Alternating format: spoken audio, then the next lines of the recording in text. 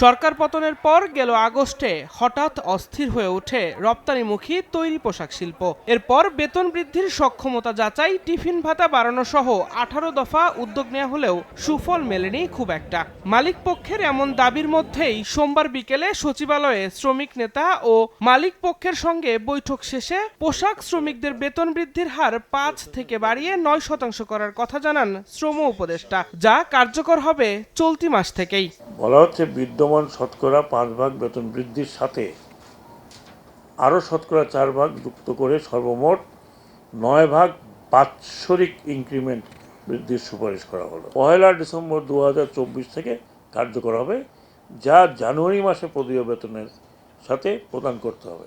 দেশের পোশাক শিল্প চতুর্মুখী ষড়যন্ত্রের শিকার উল্লেখ করে কারো ফাঁদে পা না দেওয়ার পরামর্শ শ্রম উপদেষ্টার। এটা শুধু অভ্যন্তরীণ বিষয়ে থাকছে না, এটা উস্কানি দিয়ে বাইরে নিয়ে যাওয়ার চেষ্টা করা হচ্ছে। আপনারা অনুধাবন করেন, এদেশ তো শুধু আমার বা আরও কয়েকজনের একার না, আর সবাই।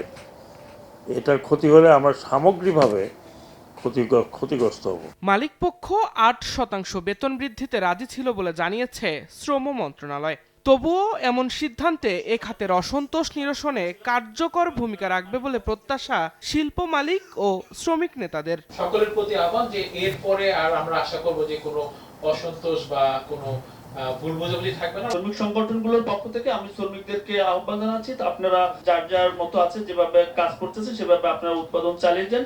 এর আগে গেল বছরের ডিসেম্বরে ন্যূনতম মজুরি বাড়ানোর সময় পোশাক শ্রমিকদের বেতন বছরে 5% বৃদ্ধির সিদ্ধান্ত নিয়েছিল শ্রমিক, মালিক ও সরকার। মালিক এবং শ্রমিক, আমি আশা করি। দিন মোহাম্মদ সাব্বির, সময় সংবাদ, ঢাকা।